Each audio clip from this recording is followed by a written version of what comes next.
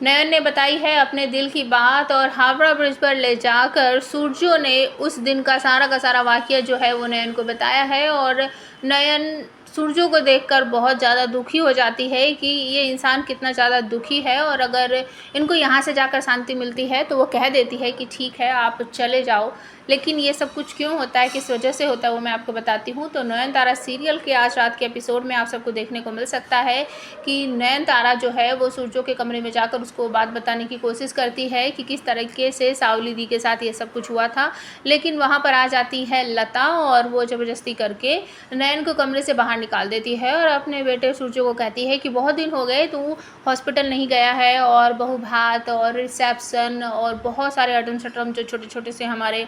रस्में थी वो सब कुछ हो चुकी है, तो तू आज हॉस्पिटल जा सकता है। और इससे पहले आपको देखने को मिलेगा कि किस तरीके से ये सारी बातें गुरुजी को बता देती है लता कि जो सूर्यो है वो यहाँ से जा रहा है, मतलब कि वो विदेश जा रहा है, और अगर वो विदेश चला गया तो ये नयन जो है ये मेरा बिल्कुल कहा नहीं मानेगी और हमें खजाने का रास्ता बिल्कुल भी नहीं बताएगी। तो गुरुजी कहते हैं कि तू उसको बस घर से बाहर निकाल किसी तरीके से, और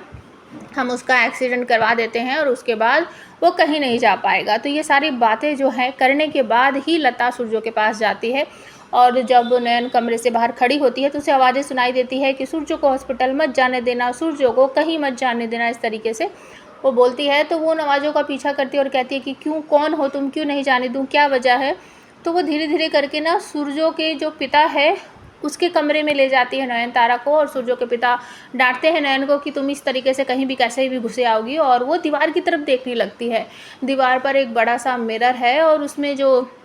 लता ने गुरुजी से बात की थी वो सारी की सारी बात जो है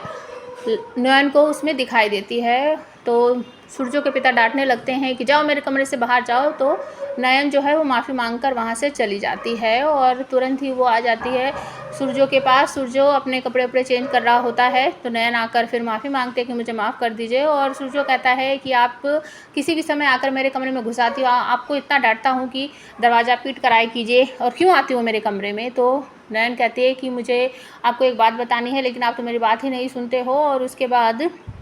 सूर्यो जो है वो कहता है कि मैं तुम्हें चलो हावड़ा ब्रिज पर घुमाने ले जाता हूँ, या फिर घर का ही कोई कहेगा तो वो उसको ज़बरदस्ती करके खींचता हुआ बाहर लेके जाएगा और हावड़ा ब्रिज दिखाएगा जहाँ पर सावली का एक्सीडेंट हुआ था। बहुत सारी बातें जो हैं वो सावली के बारे में उसे बताएगा और पछताएगा कि मैं घर से बाहर निकलता हूँ तो मुझे सारी चीज़ें जो हैं, या फिर ये शहर जो है वो काटने को दौड़ता है, और घर जाता हूँ तो वहाँ पर आपने सावली की जगह ले ली है, मैं कहाँ जाऊँ, मुझे जाने दो, मुझे